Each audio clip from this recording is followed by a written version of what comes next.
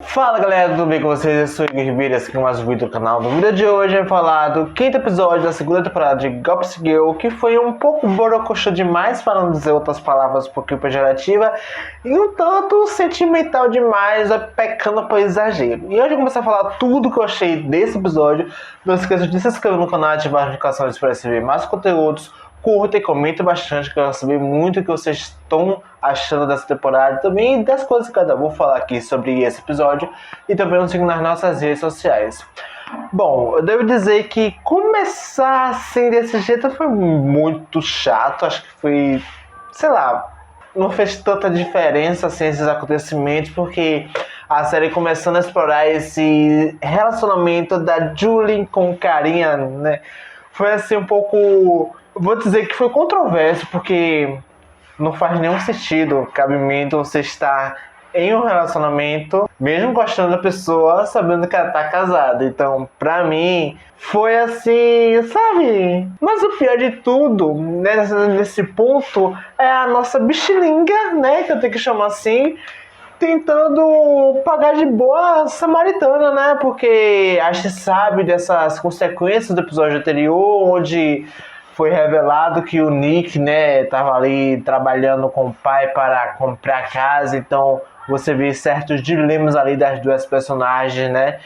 Da Zoya com a Julie, e ainda você vê a nossa Julie, né, querendo dar um exemplo, né? Já que por tudo que a família passou, então eu posso mostrar pra minha irmã que eu não vou ficar com esse cara. E é o mesmo que nada, porque a partir do momento, né, que você tem essa questão das redes sociais, da internet, certamente, já que você não quer ver mais direto ou indiretamente aquela pessoa, não tem por que você se separar, né, presencialmente dela. Apesar de eu achar que isso é interessante, né, poder separar esses pontos, mas, já que ela não queria e sabia que ia ter uma recaída, eu acho que não havia uma necessidade, né, de a série estar trabalhando essa coisa. Mas, enfim, continuando, eu acho que essa jornada aqui foi muito chata, complicada, porque não faz, como eu já falo, não tem cabimento essa construção da história. Apesar de dar uma guinada na vida da personagem, não vejo uma necessidade tão grande você estar tanto tempo de destaque para isso, sendo que, né, algumas coisas aí só tendem a piorar. Então eu não acho que foi uma coisa tão legal de se ver, né? Eu acho que poderia ter trabalhado de uma outra forma, mas um ponto muito legal que eu gostei desse episódio da jornada da Julie foi da gente trabalhar muito essas questões sentimentais da personagem, a gente entender que nossas relações familiares não só interferem, mas também moldam a nossa forma de ser, de pensar, de agir, se comportar. Então, às vezes a gente é moldada de uma forma, sendo que a gente quer se comportar de outra. Então, há esse grande dilema. O que eu gostei muito da própria personagem estar abordando isso, mesmo achando que isso em uma terapia ia ser maravilhoso, mas a gente deixa quieto. E ao longo dessa jornada dessa personagem,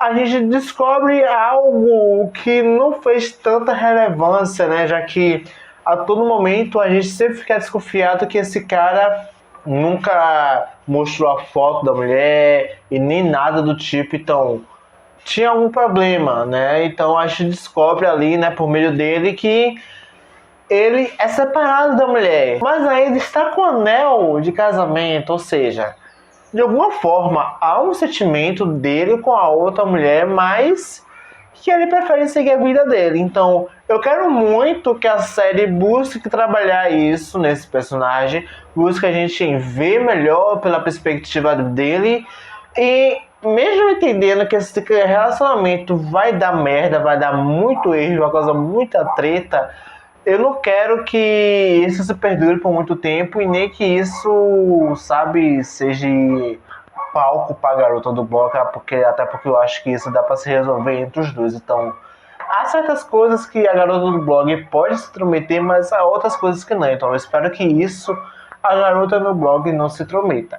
Mas, gente, uma coisa que sabe, me deixou muito revoltado e ao mesmo tempo a gente compreende de alguma forma, é que a falta de Monete e Luna nesse episódio. A gente entende de uma vez por todas nesse episódio que as coisas só se movimentam, só acontecem quando elas duas estão no jogo. Se elas não participam do episódio, nada é o mesmo. E é isso que a série reforçou de alguma forma, eu achei maravilhoso. Eu entendo que há uma necessidade de explorar os outros personagens que não tiveram tanto destaque, mas, gente, Luna e Monete são as personagens, são o destaque, são as presenças que constam em Gossip Girl. Elas são Gossip Girl. Sem ela, nada funciona. E agora a gente tem, né, como eu falei aqui, de destaques, né, e de exploração de personagens, nós temos o nosso Obi, que literalmente votou ativa, né, de alguma forma, apesar de toda essa conturbação da vida dele, apesar de eu achar que foi muito mais que necessário, mas ao mesmo tempo parece que não houve tanto reflexo assim da vida dele. E uma coisa que eu devo dizer que eu gostei muito dessa relação familiar dele é que não houve um recast, né? Porque vira e mexe há certos conflitos de agenda, então há essa coisa de mudar os atores, né, para interpretar certos personagens que já apareceram com a gente. E aqui eu gostei muito que não teve esse problema. Mas uma coisa aqui que eu fico muito impactado em questão, né, de presença e destaque é que a irmã do Obi, quando ela apareceu em cena, né, falando das situações que gerou ali a vida dele, ela tem algo tão hipnotizante que, pelo pouquinho de tempo de tela que ela apareceu, ela revolucionou, ela brilha, gente. Ela tem uma presença, ela tem um destaque tão maravilhoso, porque se houvesse essa troca, sabe, eu acho que a série ia ter um empenho ainda maior, os roteiristas iam conseguir trabalhar muito mais coisas, mas assim, apesar de eu gostar muito desses pontos que a série trabalha no Obi, eu não acho que é um personagem tão relevante pra trama, apesar de ter pontos fortes, mas não faz jus muito ao que tá acontecendo em algumas coisas. E um ponto bem interessante que eu costumo perceber, de certa forma, é que o Obi em um relacionamento facilitou muito a vida da mãe. No entanto que, né, as coisas que a mãe queria fazer ali em volta não teve esse problema, não teve tanto conflito em relação ao filho. Então, isso foi uma coisa bem interessante. Mas uma coisa que me preocupou muito foi essa relação dos dois. Até porque no primeiro momento você acha, nossa, teve uma reconciliação, teve a apaziguação, né? Mas não, só foi literalmente aquele momento. E uma coisa que meio que me chateia muito, de certa forma, é como mãe e filho se comportam. Porque a gente sabe que nossas mães, nossos pais têm os seus comportamentos, têm os seus sentimentos, fazem coisas que às vezes a gente não aceita, mas de alguma forma houve aquela necessidade. Então, eu não desgosto dessa relação, mas eu acho que poderia ter algo a mais, sabe, dessa construção dos personagens para poder a gente entender ainda mais essa coisa que separam eles. No entanto, que ele voltou literalmente ativa, né, pesquisando ali, entendendo quais são os propósitos da mãe diante de tudo isso e o que ela pretende fazer e o que ele pretende fazer também para apartar essa situação, né, mostrar o quão ruim os pais são e que eles não têm que olhar mais as pessoas e não o lucro e sim como um todo. Eu acho que foi uma coisa muito boa a parte, mesmo achando que poderia ter uma conversa melhor entre mãe e filha, mas enfim, terminando esse ciclo do Obi, é que desde o primeiro momento, da primeira conversa entre mãe e filho, eu senti que a mãe quer emancipar o Obi só para não ter tantos problemas com ele. E no final dessa jornada dele, a gente vê claramente que isso aconteceu. A mãe vai emancipar o filho para não ter que lidar com os problemas dele, sabe? Já que a filha tá ali nesse comboio, então ela não sente uma necessidade. Houve uma conversa, mas há certos pontos que não vai mudar. Então ela prefere muito deixar de lado e fazer ele entender por conta própria o que está acontecendo para depois, né, eles conseguirem ter uma conversa melhor. Então eu acho que isso foi interessante acompanhar, mesmo achando que, sabe, não tá mais à parte. A gente vai ver agora que o Obi vai ter uma certa relevância, mas eu não sei não, viu, gente? Não sei não, mas enfim. Nesse episódio eu gostei muito, foi a construção da relação do trisal. A gente vê que o Wake e o Max só pensam em putaria, só pensam em sexo. Ainda mais o Wake agora, né, que se permitiu a sentir algo mais. Então o Max e o Wake estão dispostos a experimentar outros pontos, mas ao mesmo tempo eles estão deixando alguém muito importante dessa jornada de escanteio, que é a Audrey. Então você vê que mesmo com a relação com mais de uma pessoa, os problemas e os dilemas não deixam de ser os mesmos de uma relação monogâmica. Então você vê que é algo que precisa ser ainda dobrado e redobrado quando a gente fala de sentimentos, conversas e entre outras coisas. Então eu achei muito interessante que a série conseguiu abranger mais essa construção dos três.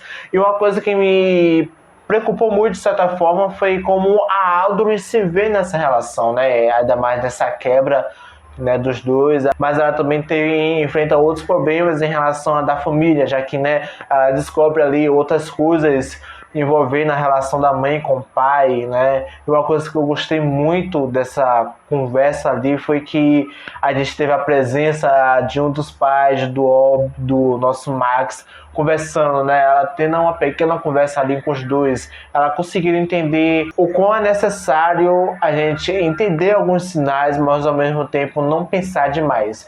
O que pesou muito, o que eu gostei, foi da questão da confiança. Ou seja, todo relacionamento é construído a partir de confiança. E caso isso é quebrado, então você vê que tem certas coisas que não vai mais ser como era antes, talvez nem funcione como deveria. Então, gostei da série trabalhar esse ponto e explorando ainda mais as inseguranças, né? Todos os sentimentos que também estão dentro de uma relação, né, que não é só movida a sexo, entre outras coisas.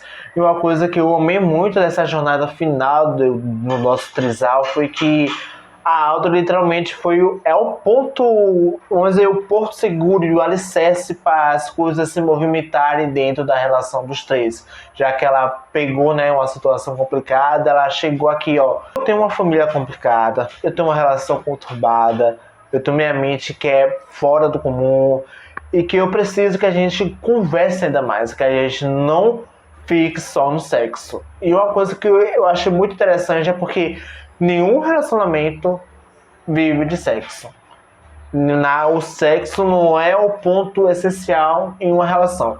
Precisa ter conversa, precisa ter das pessoas, né, o relacionamento um ao outro, poder expressar o que sente diante da situação e ambos conseguirem, né, procurar um equilíbrio nessas problemas que geram em uma relação, porque nenhuma relação é perfeita, mas também não precisa ser um caos a todo momento para poder estar movimentando ela. Então eu achei isso muito interessante, ainda mais no final que eles conseguem literalmente, né, entender um outro e conseguirem conversar de forma melhor.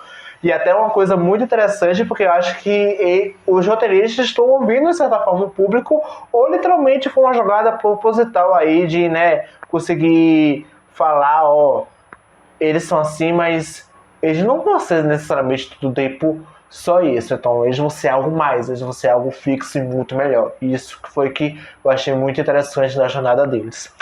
E uma coisa que me irrita muito é a construção da jornada da Zoya nessa série. Eu entendo ela de todas as formas possíveis, mas ao mesmo tempo é uma coisa bem chatona de estar acompanhando. A nossa Zoya é um personagem que tem um pensamento de velho, parece que tem 70 anos.